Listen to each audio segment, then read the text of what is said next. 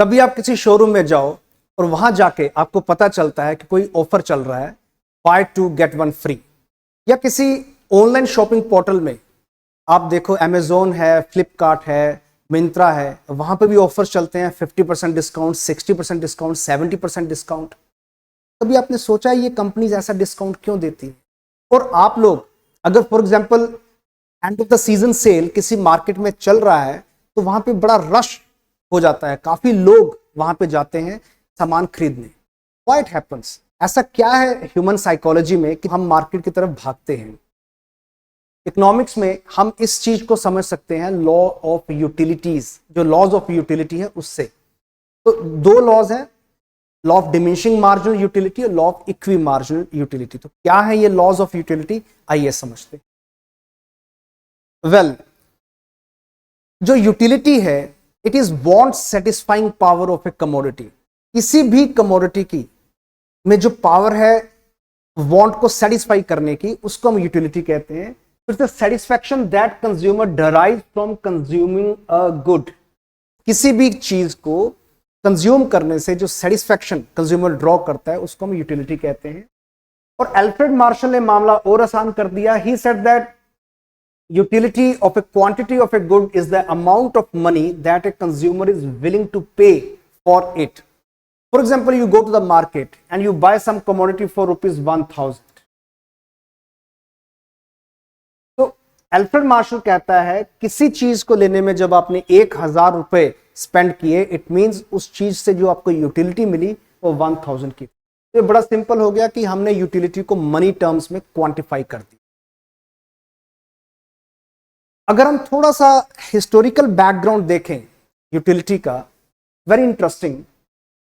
Utility in economics was first coined by Daniel Bernoulli. Definition है Daniel Bernoulli की, ये ही was 18th century Swiss mathematician.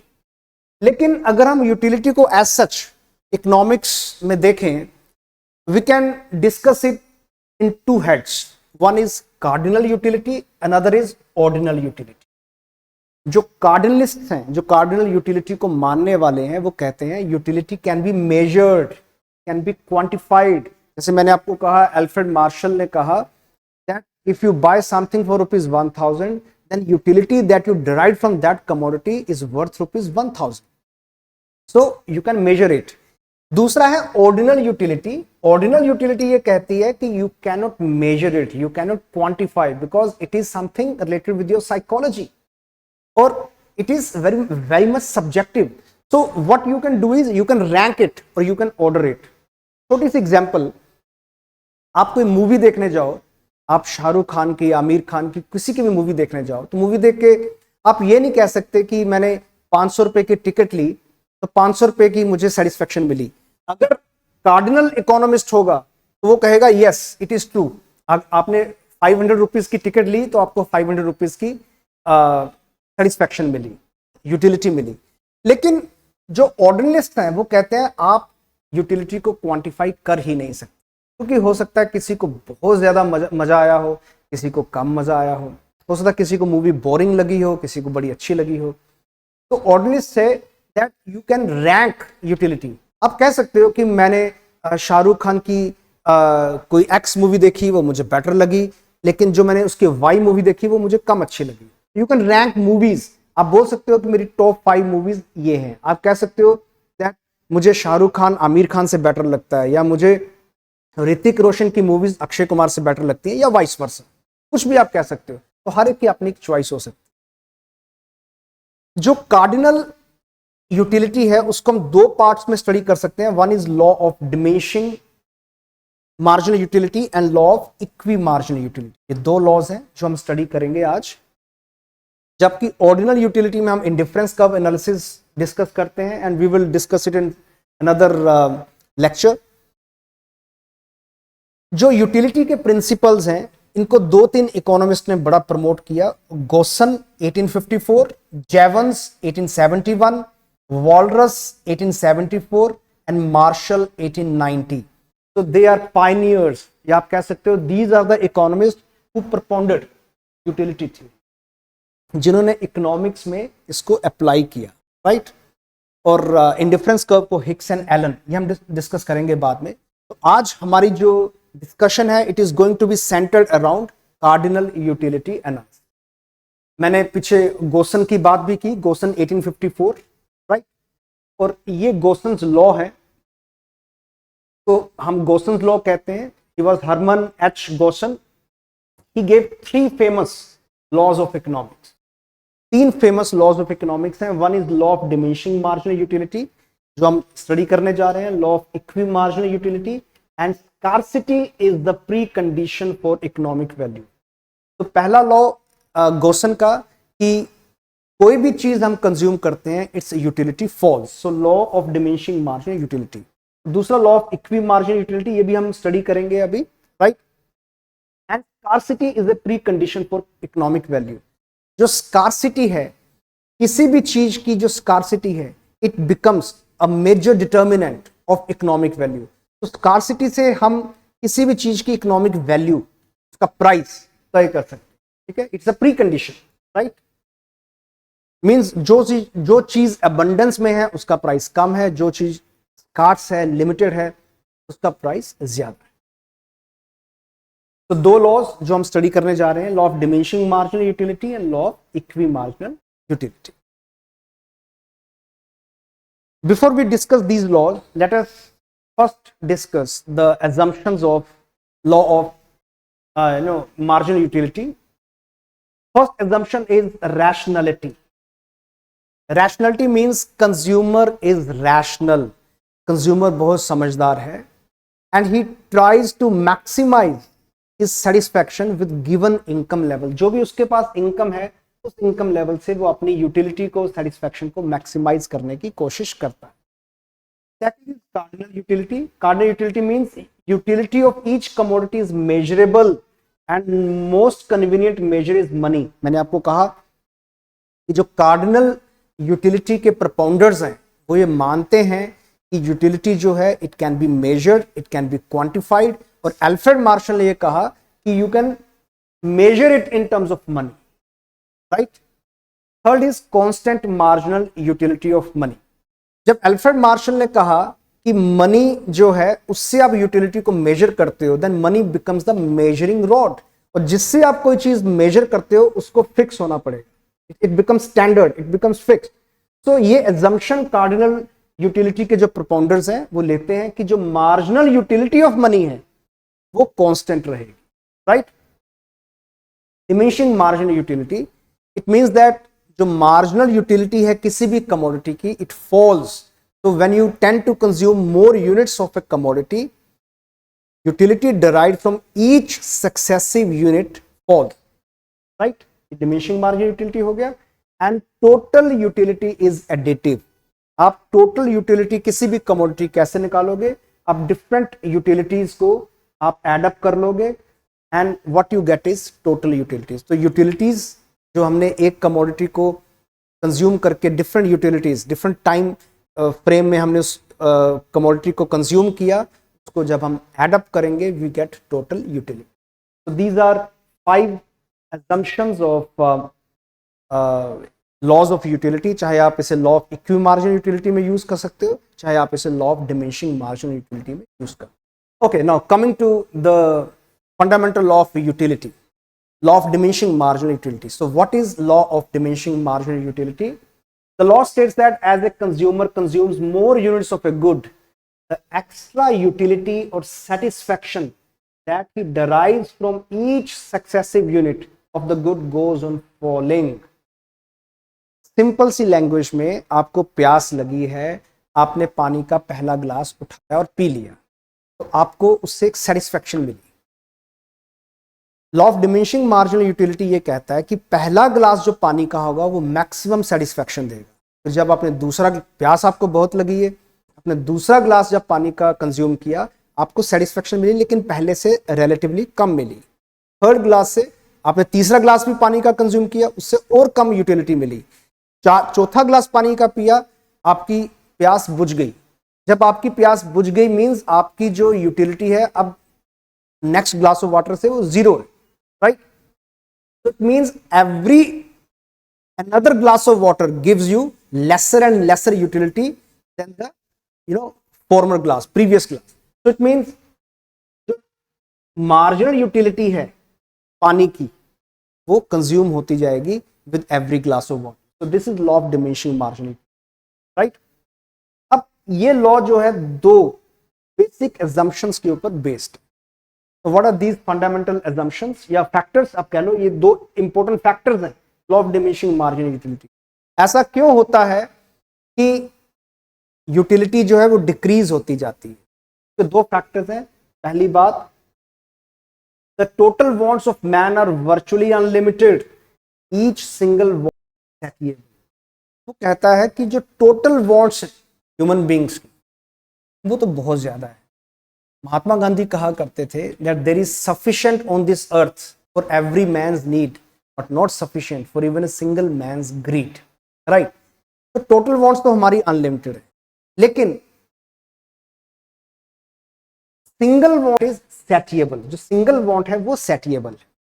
Single want का मतलब क्या है? फॉर एग्जांपल मेरे को प्यास लगी तो मैंने पानी पिया, प्यास बुझ गई, तो मेरी जो वांट है वो सेटिएबल मींस सेटिस्फाइड हो गई.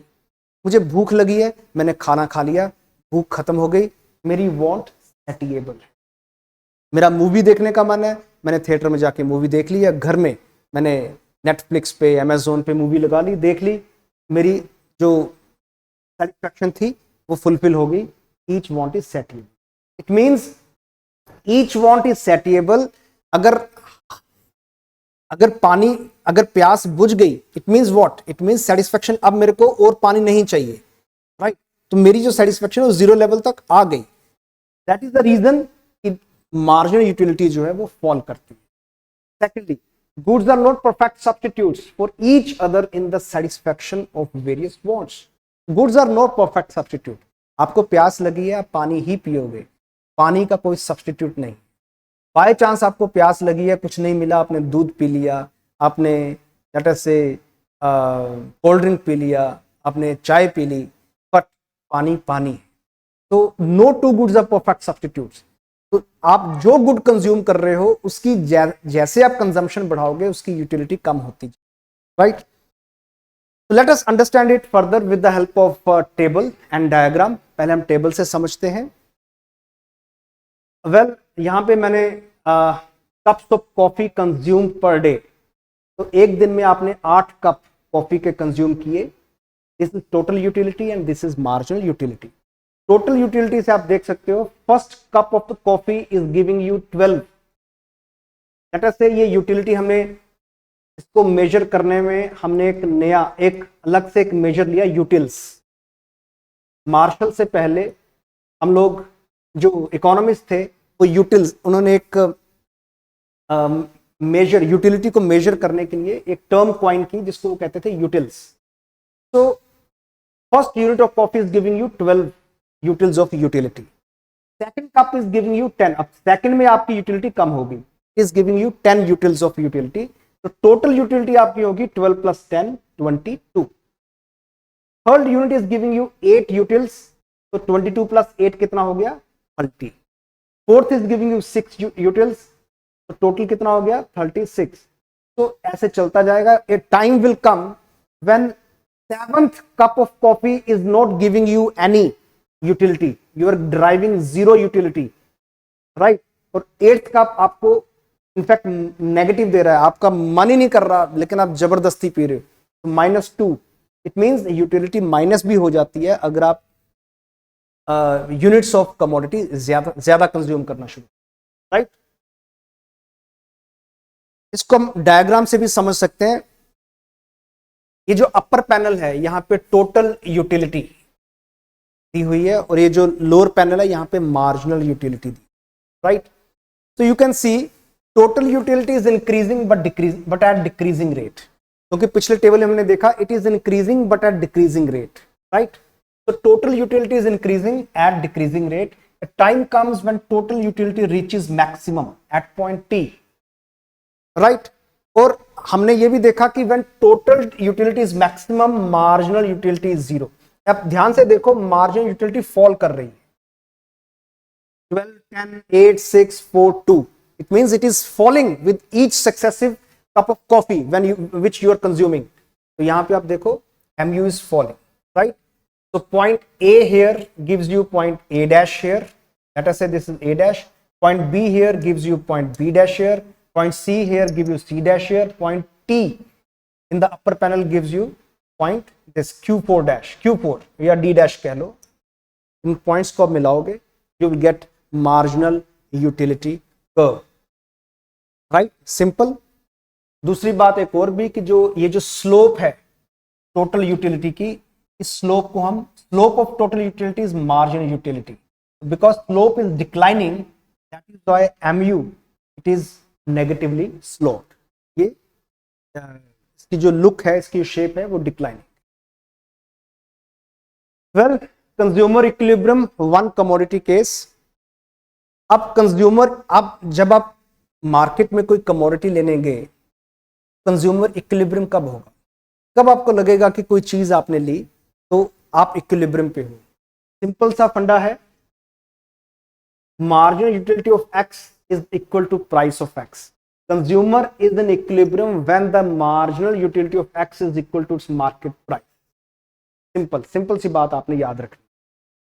अगर marginal utility of X is greater than price,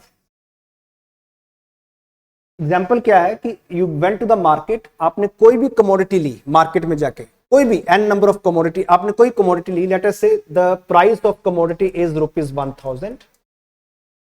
it means marginal utility of x जो है प्राइस ऑफ एक्स है, इट मींस इट इज 1000. आपकी जो यूटिलिटी है और प्राइस है इट इज ₹1000. आप उस इक्विलिब्रियम पे. लेकिन किसी चीज की मार्जिनल यूटिलिटी अगर आपके लिए ज्यादा है, लेट अस से आप कोई कमोडिटी देखो, अगर कोई शर्ट आप देखो मार्केट में जाके, you want to buy it, आपको लगता है कि उसका प्राइस 2000 भी अगर हो तो मैं ले लूंगा, लेकिन अगर वो शर्ट आपको 1000 की मिल जाए, हो सकता है कि आप वैसे फैब्रिक में, वैसे डिजाइन में आप 2 शर्ट्स ले लो डिफरेंट कलर में, राइट? तो if marginal utility of X is greater than price, then consumer can increase his welfare by purchasing more unit of x. अगर किसी चीज से यूटिलिटी आपको ज्यादा मिल रही है, आप उसको ज्यादा खरीदोगे. And if marginal utility of x is less than price of x, right, less than price of x, it means आपको ऐसा लग रहा है, अगर तो आपने चीज खरीद ली तो आपको लगेगा कि मैंने ज्यादा पैसे दे दिए. या आप ऐसा भी कर सकते हो, you can increase total satisfaction by lowering the demand of x and keeping more of your income on sync. If MUX marginal utility is less than price, you will not purchase the commodity.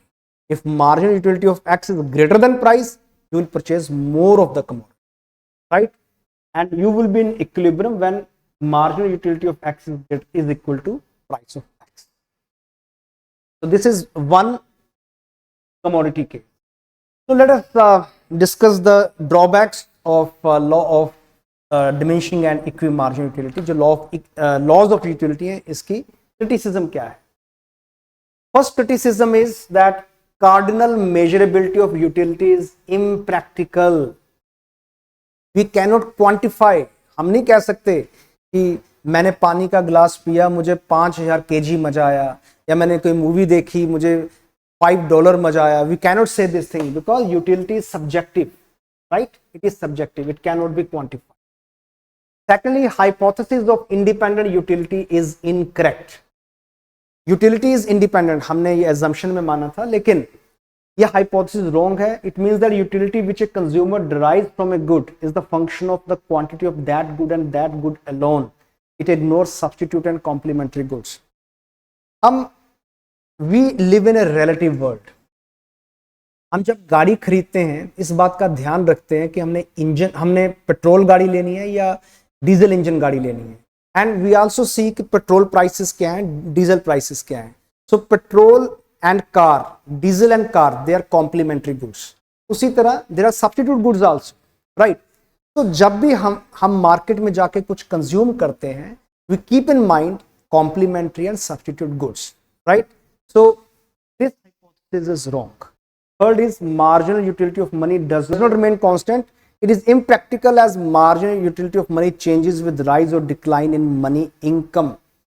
Now, आप market में गए, आपने वहां पे जाके कुछ खरीदा, आपके पास पैसा कम हो गया, जैसे ही आपके पास पैसा कम हुआ तो आपके लिए जो मनी की यूटिलिटी है वो बढ़ गई। इसलिए जो गरीब लोग होते हैं उनके लिए मार्जिनल यूटिलिटी ऑफ मनी बहुत ज़्यादा होती है, जो अमीर लोग होते हैं उनके लिए मार्जिनल यूटिलिटी ऑफ मनी कम होती है। It never remains constant, it varies, right? And it fails to explain income effect and substitution effect. Cardinal utility analysis ignores income effect of the price change by assuming the constancy of marginal utility of money. जब हम आगे indifference curve analysis पढ़ेंगे तो उसमें हम समझेंगे कि price, जब किसी भी कमोडिटी का प्राइस चेंज होता है तो उससे कंज्यूमर की रियल इनकम में चेंज आती है। वो जो चेंज इन रियल इनकम है, this is called income effect.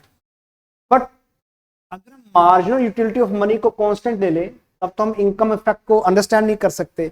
Income effect हम तभी अंडरस्टैंड कर सकते हैं when marginal utility of money also varies. तो दैट इज व्हाई यूटिलिटी में लॉज ऑफ यूटिलिटी का ये बहुत बड़ा ड्रॉबैक है, that it fails to explain income effect and substitution effect. And the last is Giffen paradox cannot be explained with laws of utility. Negative income effect overpowers substitution effect in case of given goods. So basically what happens, कि given goods they are exception to law of demand, और negative income effect जो है वो overpower करता है negative substitution effect को। We will discuss it in indifference curve analysis जब हम price effect, income effect और substitution effect को discuss करेंगे। तो अभी तक आपको सिर्फ यही समझना है and this is sufficient, right? So this is all for today's lecture। मिलते हैं किसी और लेक्चर में। Thank you very much.